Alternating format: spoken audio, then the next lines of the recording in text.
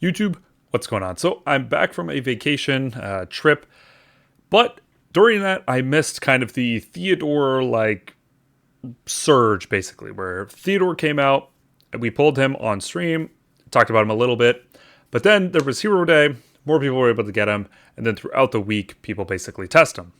Since I was away, I couldn't make any videos on Theodore, so I'm doing it now. I know it's a little bit late and people basically wanted to know, like, should I pull Theodore or not? It's really, really, really hard to tell nowadays. Testing is sort of useless. Now, I only say that because you basically need the exact same stats. Now, not just like, okay, is your USB the same? Is your technology number the same? You'll need like the exact same special operations, the exact same military command, etc., etc., the exact same USB. If all of your USB is in fighters, and you don't have that much USB in shooters because maybe you don't have those heroes, it's going to have a really, really, really big effect. Coupled with Hopeness Lab and just hero parts, mech, everything just makes it incredibly difficult to test. So whenever you see a battle report that's like, okay, this hero sucks or this hero is really good, take it with a huge, huge, huge, huge grain of salt. You basically need to see thousands and thousands and thousands of tests from everybody against many, many, many different types. So anyway, with all of that said, let's talk about Theodore. So the consensus, basically from all of the battles, all of the fighting with Eden, and kill events, etc., for the last week plus, is that Theodore is just okay. I talked about him in a video previously when he first came out. I talked about him on stream. You can see that where I go over all of the skills and whatnot.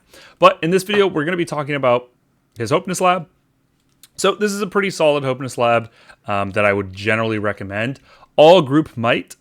I say pretty solid. This is a really, really good Hopeness Lab. Basically, all group might is very, very good. Epic Armor Piercer is a great flex. There are a bunch of really, really, really solid flex abilities. Anything you would basically use on a support. Preemptive Strike potentially is quite good. Basically, you're just being given the chance to move first, which is, it's never necessarily bad. From there, the secondary ones, I guess, that you should go are like HP, just to keep him stronger. HP is never going to be a bad option. Group Resistance is always going to be pretty solid. You kind of want to steer away from like damage, might, or tactical damage, or skill damage, just because Theodore doesn't really do that much. He's a support hero.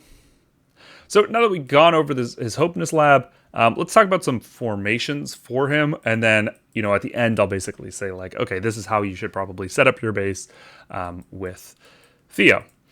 So per usual, just ignore troop types. It doesn't really matter. Just use the troops that you have to use for this hero.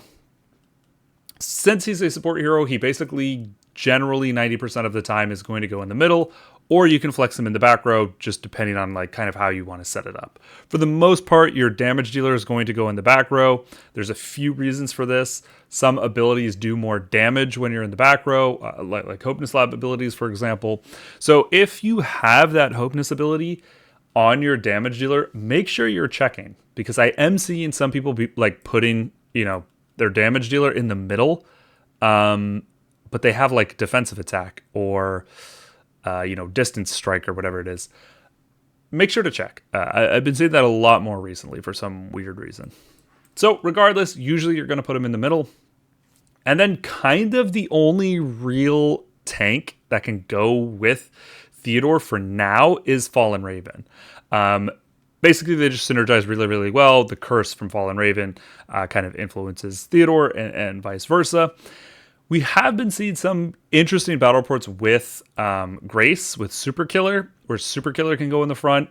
But, that is very TBD. I will be talking about Super Killer very soon as well in another video. So for the most part, you're going to be seeing Fallen Raven. Pretty much like guaranteed.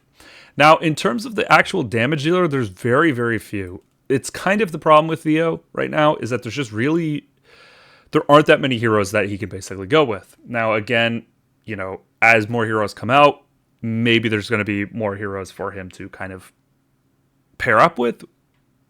We'll see. But Thunderbolt is basically going to be like your bread and butter damage dealer. If you don't have Thunderbolt or you're using him in another APC, Diver is decent. You can use Diver as well. It's probably worse than Thunderbolt in like the vast majority of situations, but there are some instances where Diver can do pretty well. So this is basically what you're going to see. It's going to be a full fighter combo, Fallen Raven, Theodore, Thunderbolt. We've seen this a bunch, or like similar variations of this. It was basically just Hunk in here, so Raven, Hunk, Thunderbolt. This you're basically just getting a very, very, very slight upgrade over Hunk, and that's kind of it. Now, again, we might see some weird things with Super Killer where like you can flex Raven somewhere else, but this is kind of the APC that you have to go. Now, if you don't have Raven, unfortunately, Theodore's kind of weak. There isn't really a great tank, a great front row hero that Theodore pairs up with, except for Raven. So it does make him basically attached at the hip.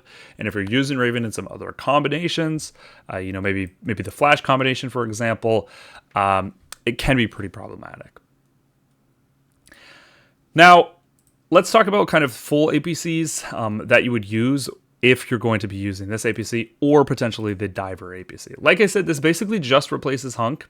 So whatever your APCs were before, whatever the previous meta was before, nothing changes. You're just getting a very slight upgrade from Hunk. You're getting just a lot more consistent APC in Theodore.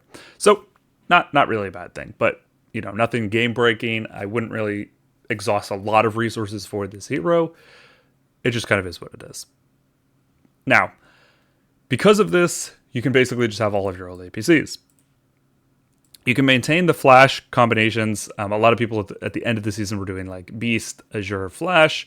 Again, if you don't have the SP heroes, sorry, I have other videos on the top APCs. You can go check that out. That'll still apply with the Theo stuff because you're basically just replacing Hunk.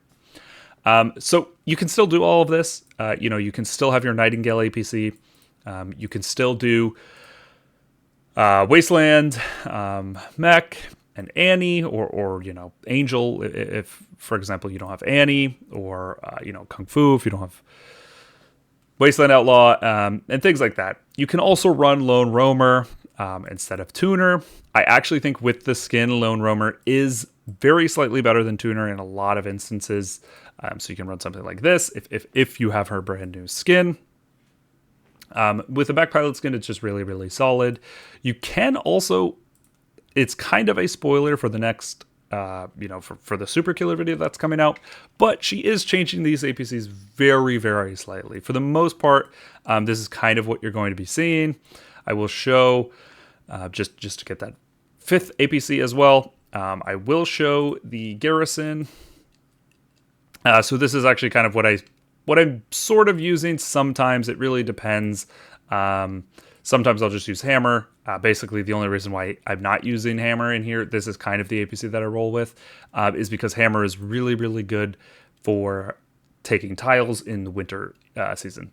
So generally, this is going to be my whoops. I guess I do have to put in the heroes, or the troops rather. So generally, these 5 APCs, this is kind of going to be my, 5 APCs for now if you have Theodore and like the rest of the heroes. Again, Super Killer will change these ever so slightly, but the Theodore APC primarily is going to remain the same. We'll see. Anyway, guys, that's about it for Theodore, for the APCs rather. Let's talk about his overall rating and, I guess just my overall opinions. So, unfortunately, I think right now, Theodore gets a soft 3, more like a 2.5 out of 5. The reason for this is I think he's just kind of like an average hero. Out of the top maybe like 20 heroes, he probably sits in the bottom half of those heroes. However, that is normal for supports. Most of the time, your support is your weakest hero in the APC. And I've discussed this a lot, where your tank and your damage dealer are incredibly important, and your support is kind of just there. So you kind of just can plug and play in supports, except Theodore. So Theodore, you basically need certain heroes, and that is kind of the problem with him. Like, you can't just put, Theodore, I don't know, with Flash or with Hammer or just any hero that you can think of. He really needs to be tied together with other heroes, or he's horrible. He's absolutely terrible. This basically means you're attached at the hip to Fallen Raven. Fallen Raven being such a strong hero, such a flexible hero, him being tied to Theodore really, really, really hurts Theodore's ability as a hero. Now, again, maybe next season there's going to be like another hero that burns or curses or whatever, and maybe Theodore will become a much more prominent support. We'll have to see. But for now, it's basically like a 2.5 out of 5. If you don't have Raven,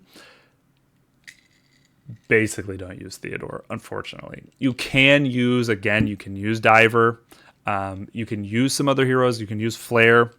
So I guess if you don't have Raven, I'll just cover that really, really quickly. I forgot to do that earlier.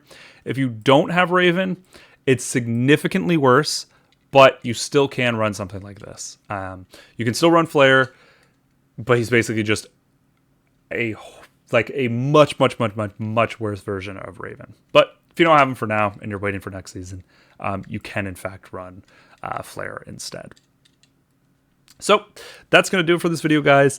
Kind of disappointed in Theodore for now, but I do still think he has the ability to be pretty good. If another, I don't know, curse hero or burn hero or something hero comes out where they're like cursing the entire enemy team every single round, for example, then Theodore could potentially be in a very good position.